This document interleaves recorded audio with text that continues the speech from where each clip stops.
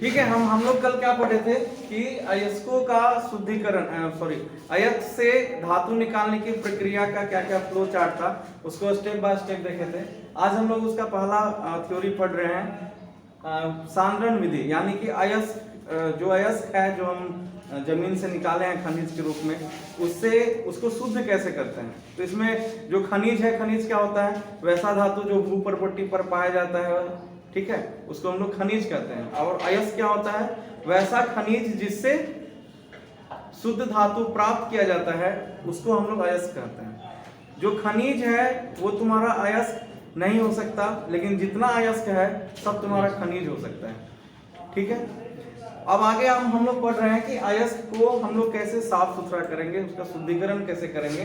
तो उस विधि का नाम है सांद्रण विधि, कंसंट्रेशन इंग्लिश में बोलते हैं। तो उसके लिए दो मुख्य विधि है, एक है तुम्हारा क्या, एक है चुंबकीय पृथक्करण विधि और दूसरा है फेन उत्प्लावन विधि। ये दोनों अयस्कों के प्रकार पर निर्भर करता है, टाइप पर निर्भर करता है, क्या क्या हम किस विधि का उपयोग करेंगे।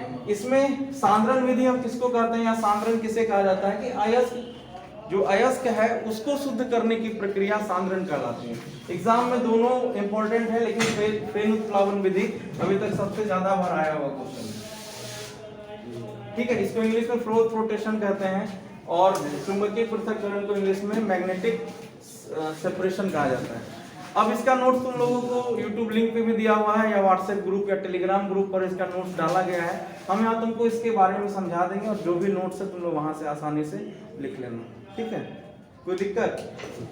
चलो आज हम लोग स्टार्ट करते हैं। तो पहला है हम लोगों का चुंबकीय पृथक्करण विधि क्या है। तो चुंबकीय पृथक्करण विधि हम वैसे अयस्कों के लिए उपयोग करते हैं जिसमें अशुद्धि या धातु या तत्व दोनों में से कोई एक घटक तुम्हारा चुंबकीय गुण वाला होना चाहिए। हो सकता है अशुद्धि भी चुंबकीय हो, या जो हम लोग धातु प्राप्त करना चाह रहे हैं वो तुम्हारा चुंबकीय हो। तो हम लोग सबसे पहले क्या करते हैं, उसका चूर्ण बना लेते हैं। जो भी हमको अयस्क मिला है उसको हम लोग चूर्ण कर लेते हैं। ठीक है, उसका चूर्ण करने के बाद उसको हम लोग यहाँ से उसके चूर्ण को डाल देते हैं। ठीक है, इस पूरे सिस्टम में तुम्हारा दो व्हील है।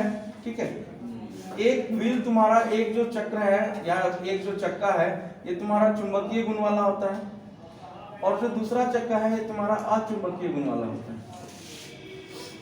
और ये तुम्हारा रोलर है जो कि घूमता रहता है। हाँ, ये तुम्हारा घूमता है, मतलब ये तुम्हारा हो गया मैग्नेटिक और ये हो गया नॉन मैग्नेटिक। अब हम लोगों को डालना किधर है चूर्ण, जिधर अचुंबकीय रोलर है।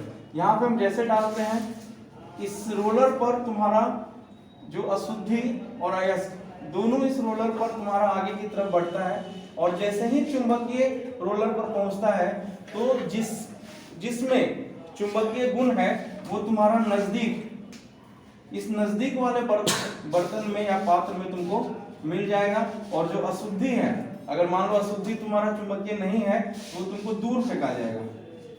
तो इस प्रकार से हम आसानी से क्या कर लेते हैं कि जो चुंबकीय धातु है या चुंबकीय तत्व है उसको हम लोग नजदीक में प्राप्त कर लेंगे। ठीक है, कैसे? यहाँ से चूर्ण डालें, और इस चूर्ण जो है ये अयस्क का चूर्ण है, इसमें गंदगी भी है। ये यहाँ से होता हुआ, रोलर से होता हुआ आगे की तरफ बढ़ा और ये घूम रहा है। तो ये जैसे ही चुंबकीय रोलर पर पहुंचता है तो जो जिसमें चुंबकीय गुण है जिस तत्व में, वो क्या होगा, इसके नजदीक आके यहाँ पे लपट के गिर जाएगा, और जिसमें नहीं है वो उसको क्या करेगा, आगे की तरफ फेंक देता है। तो यहाँ पर हमको इस बर्तन में मिल जाएगा, दूर वाले बर्तन में अशुद्धि और नजदीक वाले बर्तन में हमको तत्व मिल जाएगा। इसमें मुख्यतः हम लोग लोहे के अयस्क का हम लोग यहाँ पर मुख्य रूप से क्या करते हैं, सांद्रण करते हैं। जैसे तुम्हारा हेमेटाइट हो गया, मैग्नेटाइट हो गया, इन सबों का कैसेराइट हो गया, ये तुम्हारा वोल्फ्रामाइट हो गया, ये सब जो तुम्हारे हैं ये मुख्यतः आयरन सबको पता होगा, लोहा चुंबकीय गुण रखता है, और उसके अयस्क का पृथक्करण हम लोग सांद्रण इस विधि द्वारा आसानी से कर लेते हैं। ठीक है, तो थोड़ा सा थ्योरी भी है। यदि अयस्क या अशुद्ध चुंबकीय प्रकृति का होता है तो अयस्क के सांद्रण के लिए इस विधि का प्रयोग सबसे ज्यादा किया जाता है। अब दूसरा है तुम्हारा, दूसरा विधि है फेन उत्प्लावन विधि। फेन उत्प्लावन विधि क्या होता है, इस विधि में तुमको सल्फाइड अयस्क का मुख्यतः किया जाता है। ये बहुत ऑब्जेक्टिव क्वेश्चन भी आता है कि फेन उत्प्लावन विधि में विधि द्वारा ये कौन से अयस्क का सांद्रण किया जाता है। दोनों को ऑप्शन रहेगा सल्फाइड, ऑक्साइड, इस तरह से। तो कौन सा टिक लगाओगे? सल्फाइड। जैसे PbS, ZnS,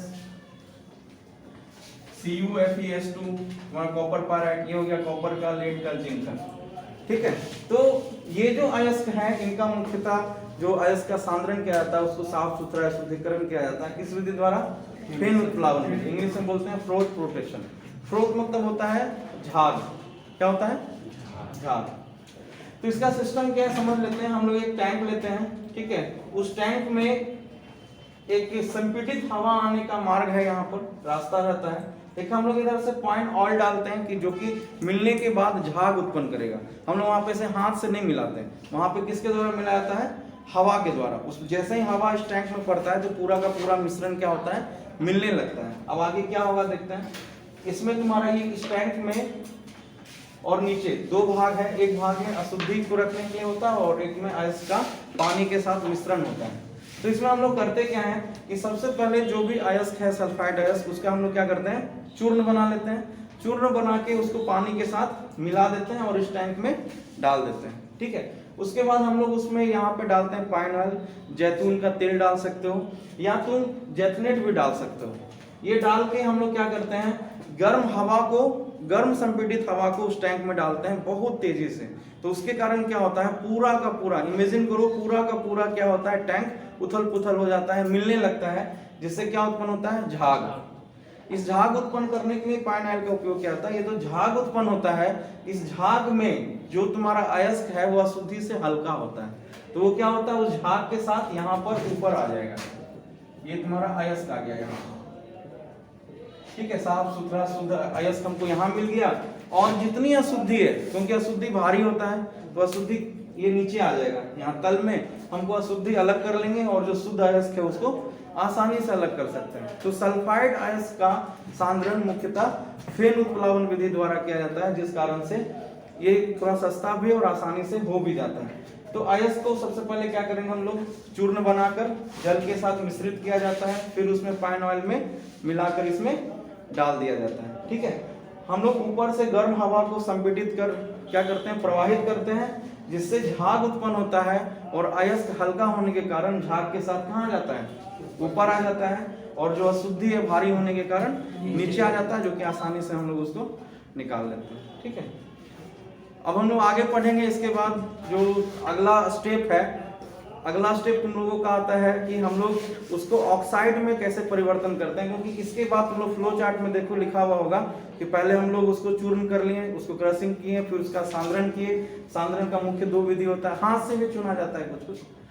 उसके बाद हम लोग पढ़ेंगे धातु को ऑक्साइड में कैसे परिवर्तित करेंगे। इसके लिए 2-3 प्रक्रिया है, जिसमें सबसे ज्यादा इंपॉर्टेंट है उष्मीय तापक्रम प्रक्रिया। ठीक है, उसको हम लोग अगले क्लास में देखेंगे उसको कैसे करते हैं। ठीक है, इसका नोट्स YouTube लिंक पे भी है और व्हाट्सएप ग्रुप टेलीग्राम में भी डाला हुआ है। ठीक है, जिसको चाहिए वहां से लेके नोट्स बना लेना। ठीक।